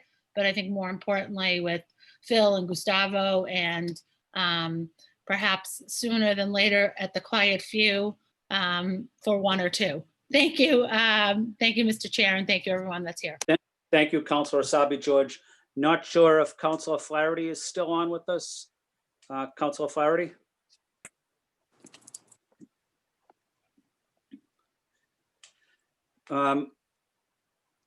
Looks like Councilor Flaherty's not on. Next, we'll go to Council President Janey. Thank you, Mr. Chair. Can you hear me okay? Yes, we can. Wonderful. I'd like to, I'm sorry, Chair Joyce, I missed some of your presentation.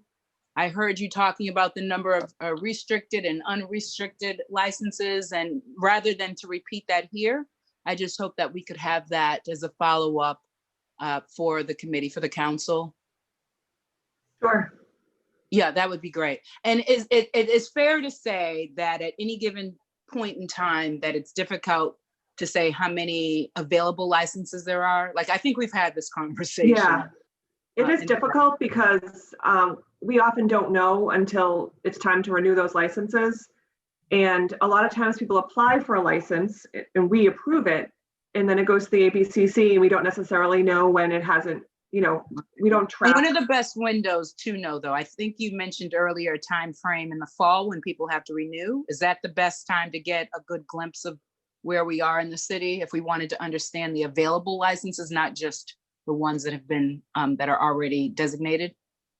Yeah, it's not that simple. It's not like we have a number of 1,000 licenses and then we just subtract the people that renewed and we have the number that's available.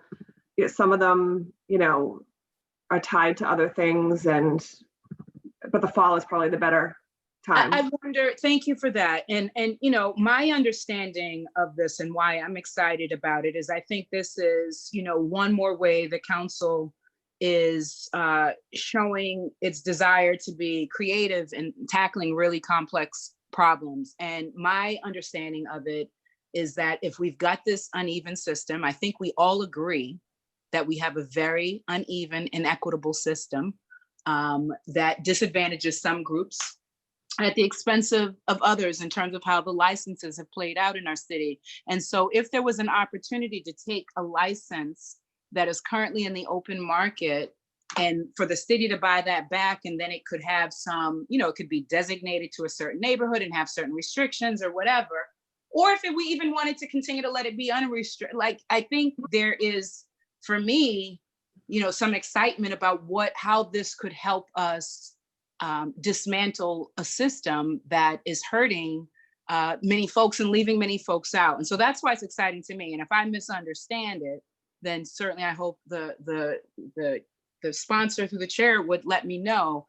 One question I have for anyone on the panel, for the city to be competitive, assuming that we did get this up and running, this is just a hearing to have the conversation. Again, I think it's an important one. For the city to be competitive and bidding again for one of these licenses, what do we think we're talking about? I'll jump in. And honestly, we have no idea what it's going to look like when restaurants can reopen. Just like the stock market is going up and going down every day, we don't know.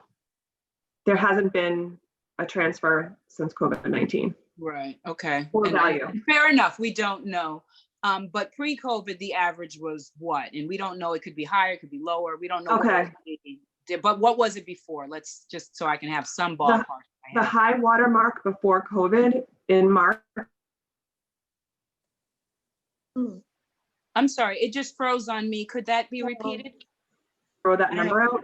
Because sometimes buried in those contracts and in that price is stuff like the amount that the licensee is paying for furniture or for the stock or for 4 months that the licensee owes to the landlord. So it's a squishy number there. You'd have to, I was never at, you know, it's hard to sort of, sometimes those things are all disclosed, sometimes they're not.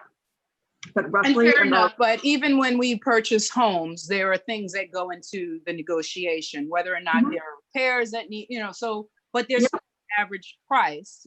Like, we could still have a data point that says the average home price in this area is this for this time frame. Okay. I'm just trying to, I understand that there are a lot of different things that go into it, but yeah, neighborhood, they're not. You know, so there was a liquor license that was sold in my district in my first term that I think sold for over $400,000. Yes, I haven't seen one. The average? Yes, I have not, in the 18 months that I've been chair of the board, I have not seen one less than $400,000. One less than 400,000. So that's helpful to know. Again, we'd have no idea what the market will be as we continue to try to recover, if we'll see dips, if we see, you know, prices going up. But I think it's just helpful because I do think this would provide another tool. I don't think it's the end all be all, because as everyone on this call points out, there's a lot more work that needs to happen at the state.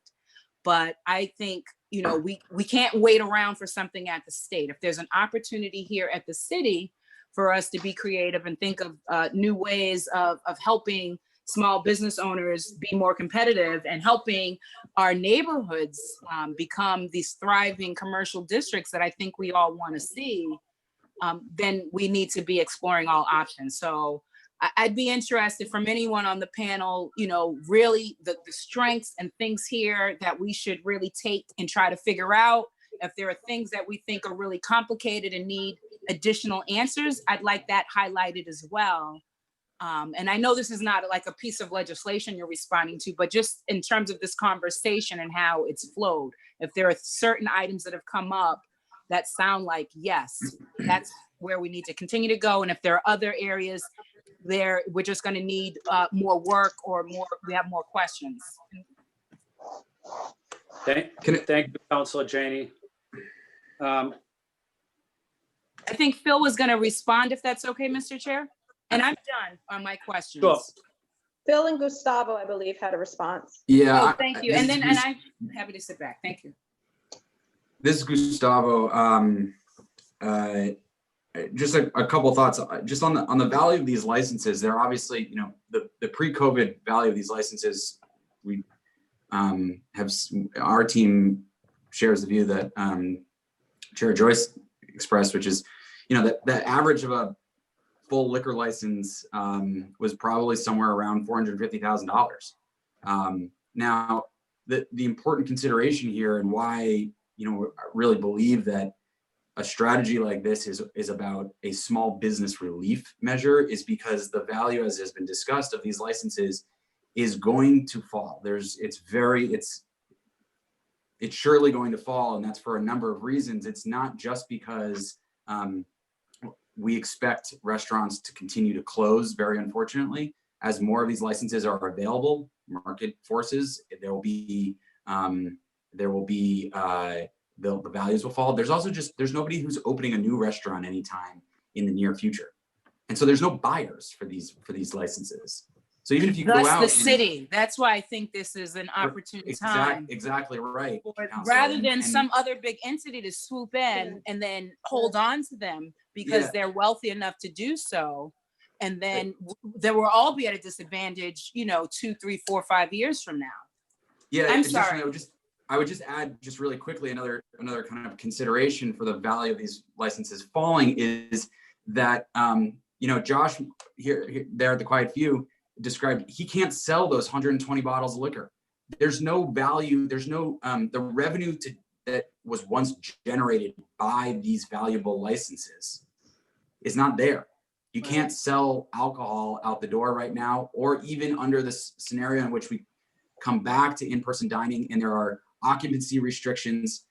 You can't generate the revenue that these restaurants, those who have had a transferable license, they've made huge investments. They're not able to recoup that revenue back to pay back the original investment, let alone the loss of revenue that comes from Red Sox games, Celtics games, all the sports events that bring people into a bar for, you know, pre-game, post-game, just the big Pats game on Sunday that can just like make Josh's week, the graduation, private parties, parents' weekend in this city, corporate and private events that have been a huge driver of so many of the restaurants that have opened over the past 5-8 years have been building a business that they know they can make huge revenue and alcohol sales off of corporate events, private dining, etc. That's gone. That's not coming back anytime really soon. So the value of the license is going to fall because you can't generate revenue from them the way that you could before. And I think it's a really important consideration. There are so many nuances and mechanics that need to be worked out here, but providing something back to license holders, a serious cash payment that can support them as they're going through this excruciating time, bring liquidity to their business is a huge opportunity. And then on the back end, let's figure out how to get a non-transferable license so we can just totally reset this the way that Cambridge has, Somerville has, and make it easier to open businesses across the city, reduce the barriers to entry for not just the Joshes or the Phils of the world, but the folks in Mattapan who, you know, in Roxbury, in Dorchester, and other parts of the city that have historically had too many barriers to entry to open up these important community gathering places. Phil, do you want to take a couple minutes? Sure. I mean, as I said earlier, I think, you know, I'm just thinking of Filippo's in the North End. We're right down the street from the TD Garden. My dad's function space is probably the biggest function space in the North End. And now, you know, we're looking at a future of 2 or 3 years before any of that business is going to come back. We might not have a game at the Garden until 2022. And functions, big events as we know it, don't exist in the foreseeable future. So, you know, I think an infusion of cash in this way to, you know, and there's a lot of details that need to be worked out, but in order for a lot of these people to be able to survive, I think, you know, what's been made available by the federal government just isn't suited for what restaurants need. The downtown neighborhoods are particularly susceptible, I think. I mean, in the North End, we have 120 restaurants. There's only about 10,000 residents. There's the takeout option, the takeout ability for us is so diminished because there's not enough people who live around here who want to eat Italian food. We all serve the same kind of food. I mean, nobody wants to eat Italian food every night of the week. So I think the downtowns are really going to be hard. I mean, we have the highest rents. Correction, I do, but that's neither here nor there. I don't even want to eat Italian Me too, Lydia. Me too. You know, Speak for yourself, Phil. it's really scary. I mean, and you know, this is something that I'm such a believer in the restaurant business because as you were talking about earlier, Councilor Mejia, you know, my father came here when he was 16. He was an immigrant who really, the only skill that he had was to be able to share his culture in the form of cooking and opening a restaurant. And that's been an opportunity for so many people in this country to achieve the American dream by opening a restaurant and sharing a little bit of what they know with their new world. And you know, overnight, this became a very scary way to make a living. So I think, you know, there's a way to do this. Every other state does it this way. Most of the other cities and towns in Massachusetts hold on to their license, kind of like what a driver license is issued. And I think there just needs to be a way for that. It's better for the young people who want to open spaces and can't afford licenses. And if you make it, you know, if it's fast enough, this funding, if it's available fast enough to people, I don't see why anybody wouldn't want to participate. I mean, the trend is definitely for more licenses. The trend is for the non-transferable licenses. So somebody like my dad, why would he hold on to that license if he knows that over the years it's just going to be more and more diminished by newer licenses? All those people might take the cash if they know that, you know, this is the trend and they're assured of a way, kind of like the Union Oyster House, if they're assured of a way to make sure that a license will remain in that spot, or at least there will be a priority for a license to remain in that spot. So, you know, I'd like to see, I'm fearful. I'm fearful of what's going to happen to the people who have to close their places and aren't going to be able to sell licenses for near what they were bought for. Right. And might just be straddled with debt and will never be able to open again. And as Councilor Buck said, you know, those licenses will be bought up by people who, you know, major company, the venture capitalists who don't represent like the, you know, the city and Exactly. that we have here. Exactly. So I know we're running short on time, Phil. I appreciate your response. I see this too as an opportunity for a soft landing for folks who are thinking long-term about licenses. And I think this is an opportunity also for the city to help other people who want to get into the business. So thank you. I think very important conversation. Thank you, Mr. Chair. Thank you, Council President. And I know we're almost at 3 o'clock, so we've been here 2 hours. So I don't know if we want to go into, there's no other city councilors left to ask questions, so maybe we go into final closing statements. I don't know if everyone needs to give a final closing statement. I think everyone spoke for a while. So maybe we could have Councilor Edwards and Chairwoman Joyce give closing statements. And I also checked, there was no public that wanted to testify as well. If they're watching this on the internet, they certainly can email us information and we'll make sure it gets into the record as well. With that. May I ask a question, Chairman Flynn? Sure. Thank you, sorry. Chair, I just want to make sure that we had all of the information or all of any questions that we would maybe get OED to maybe respond to at a later time to Caitlin Pasquaro. So, you know, because you had committed to getting some information about ESL, or I'm sorry, about English as second language license holders.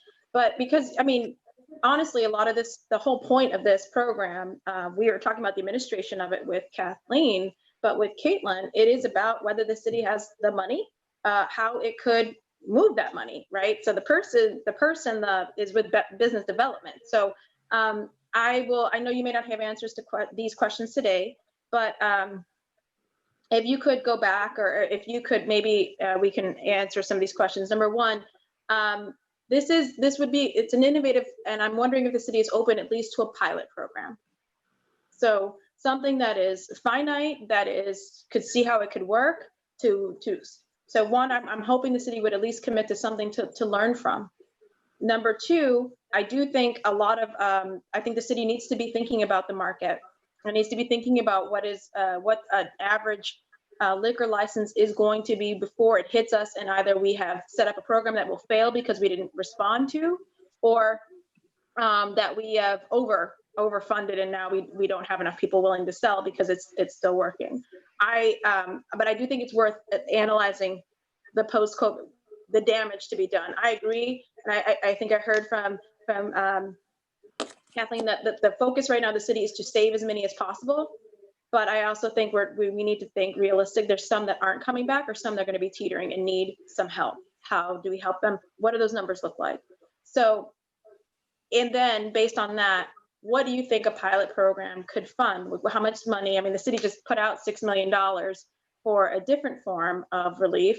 If we had, I don't know, what would those numbers look like? I'm sure you would probably have to talk with Phil and Josh and Kathleen about forming that kind of numbers. Are we talking about, let's see how it happens with maybe 10 to 20 licenses? Let's just see what a finite amount could look about. But I think I really do. I don't want these conversations or these questions not to be even asked today about, because all the greatest ideas if we don't have the funding to back it up. So I just want to give you those questions. I know you don't have the answers right now.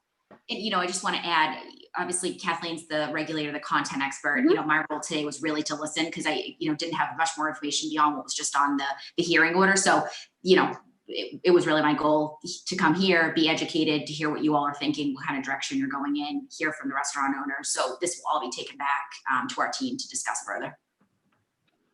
And so, Councillor Flynn, sorry. That's okay. And Caitlin, if you have any answers to any of the questions, if you forward them to me and central staff, I'll make sure that my colleagues do receive the answers. Will do. Thanks. Thank you, Caitlin. I have one more question. Yes, Councilor Edwards. I had a question to Gustavo. We had a brief conversation because I was curious about your organization, what it does for advocacy. And in that, you talked about New Jersey's model and how they reformed their liquor licensing system. And I couldn't remember, and so I'm hoping you could talk about that. I wasn't sure if it was the city or the state took over the license, but then gave a tax credit so that they paid for it that way. That way we weren't. Yeah. Could you just talk about that model? Yeah, I mean, it was one example. I was trying to do my own due diligence and identify if there were any precedent for something like this.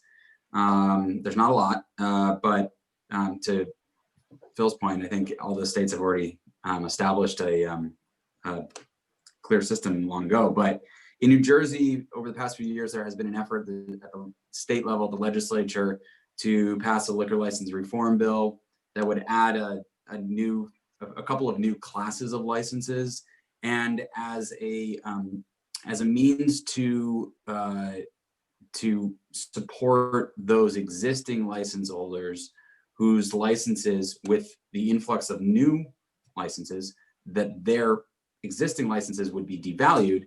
There was a mechanism created to, kind of looking at my notes here, to provide a business tax credit. And I think it was a corporation business tax credit and a gross income tax credit that was paid over, I think, 5 or 6 years to those businesses as a way to, provide relief, given the fact that it was assumed that their existing licenses would fall in value with new licenses hitting the market. I think it's a really interesting model to look at in terms of the mechanism of how the payment is made to businesses. My hesitation there would be that, from my view, from my colleagues' view, one of the strongest arguments for pursuing this idea is that it is an immediate small business relief effort for those businesses that need liquidity in their business today. So 5-6 years from now is really not going to be helpful in the current context that we're in. But it's worth looking at to see, just from a mechanism, maybe it could be done in a shorter time frame.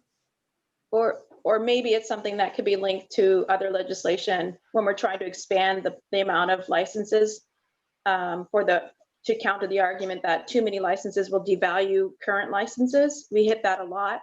If we were to say, in our home rule, maybe attach a tax credit or something that help those folks with licenses. I see your point though, but you're right. It misses the point if they're trying to save a business right now to say that after 5 years they can have. Would have been a great idea 6 months ago, but for right now, we need a little bit more immediate action. Thank you. Thank you, Councilor Edwards. And I'll turn it over to Chairwoman Joyce, if you have any final comments or closing comments. Thanks, Chairman Flynn, and thanks for, I truly am thankful for the opportunity to be part of this conversation. I don't think our city is ever going to look the same. It's sad, it's frightening. Even when these restaurants are allowed to reopen, and someone did ask me, what am I hearing? One of the saddest things was that the work from home order is going to prevent people from eating out in town. Even some of these restaurants that are long established and have been there forever. The little things we are doing may not make the difference, but we are trying. And I am committed to doing these small things that I think that provide some of these licensees the flexibility they need. We want to be helpful. We want to be creative. We want to be entrepreneurial. We come from a position of being the regulator, but I'm open to new policy and to see how that would impact the way our city looks. I come under economic development, but there's no economic development if people are still afraid to go out and sit in a restaurant. So a lot of it is consumer confidence. Right. And I think that's up to each one of us to help bring that confidence back to our neighborhoods and to our city at large.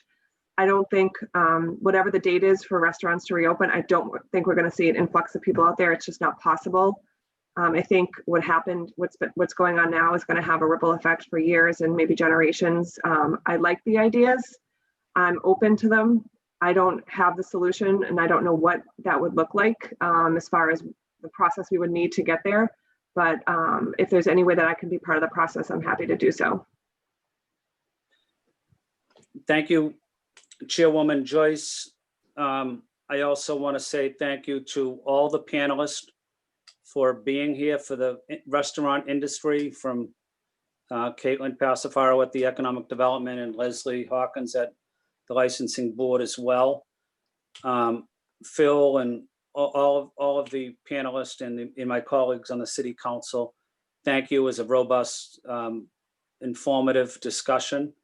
I want to say thank you to the leadership of Chairwoman Joyce during this difficult time. You and your team are doing incredible work, and outreach, listening to people is what I really notice about you guys. Is you don't pretend to have all the answers, but you're always listening to other people's points of view. So we really appreciate that. And so this meeting will be adjourned, but I'll also keep this in my committee at City and Neighborhood Services, and in case we have another working session. And with that, this meeting is adjourned. Thank you. Thank you.